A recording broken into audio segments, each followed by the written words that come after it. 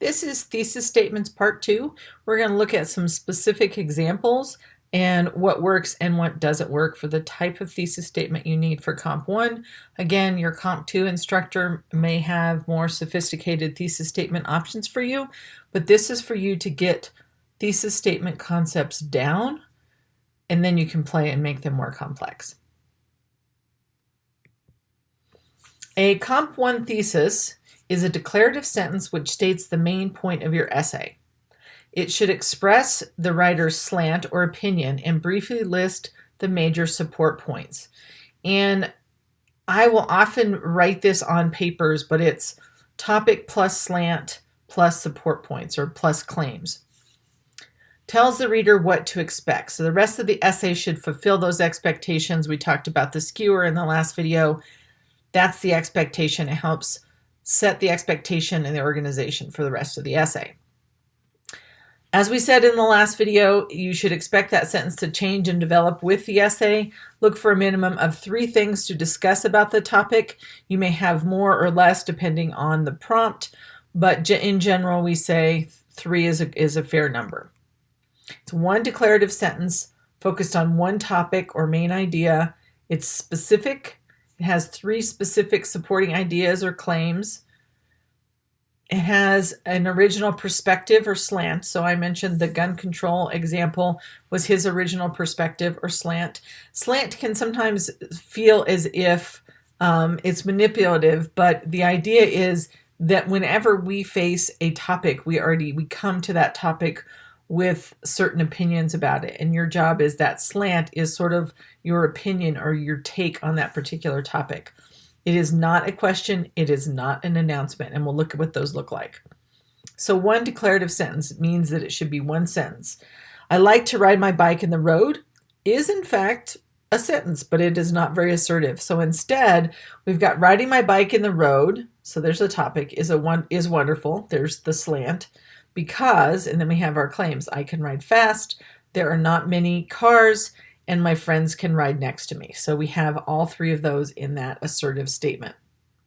Example number 2.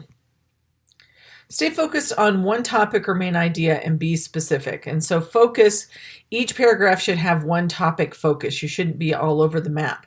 And the thesis statement should stay focused as well. So, for example, my mom says I should read more books, but I like to listen to music and sometimes I play with my dogs. And yes, I do get thesis statements like this, maybe a little more mature, but same concept. You want to stay focused. That one's kind of all over the map. So a revised sentence might look like this. By reading more books, I can improve my reading skills, learn more about various topics, and use my imagination. So we have the topic, reading more books. The slant is, that's a good thing. It's sort of assumed based on the claims that it improves the reading skills, learns more about various topics, and uses imagination. So again, 3 claims as part of that thesis. So again, find 3 ideas to support your main point.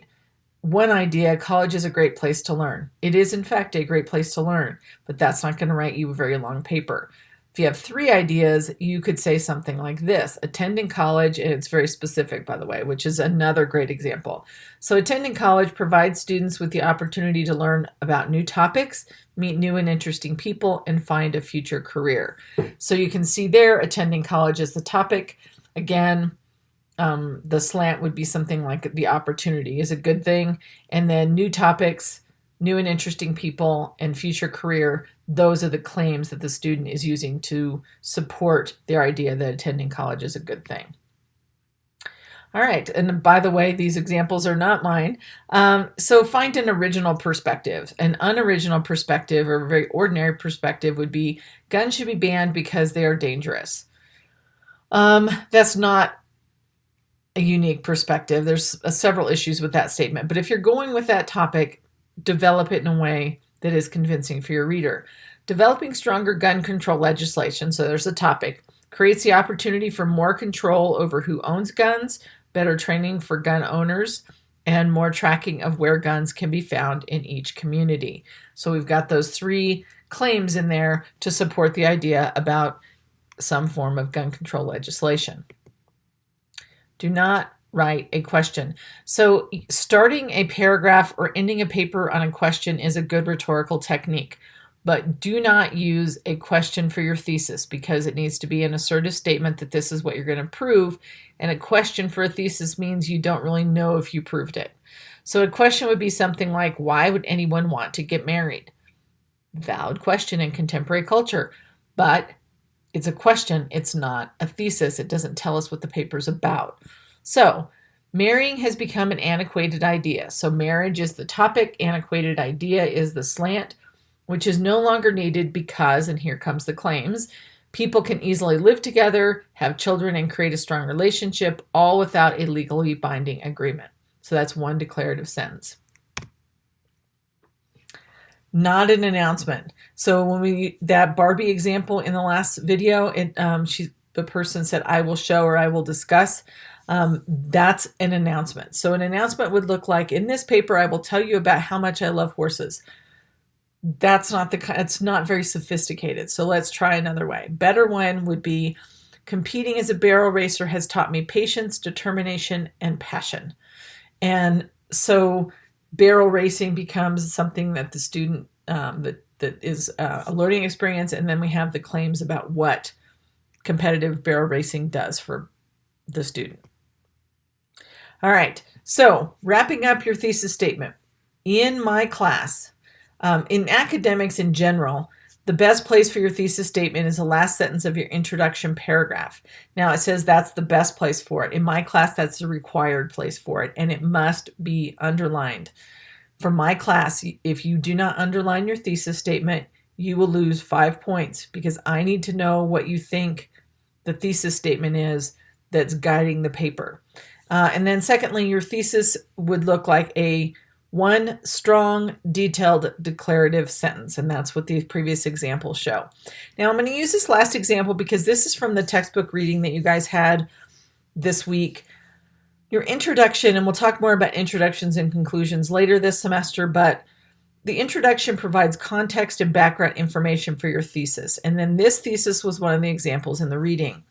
The three most prominent women in Heart of Darkness play key roles in a complex system of parallels, literally as gatekeepers of Africa, representatively as gatekeepers of darkness, and metaphorically as gatekeepers of brutality. So then the body would have 3 different paragraphs, each with a different focus. One with the focus on gatekeepers of Africa, the second one, gatekeepers of darkness, and the third one, gatekeepers of brutality. So you can see how that thesis statement helps with the organization. They go together, and then you would come and reach your conclusion.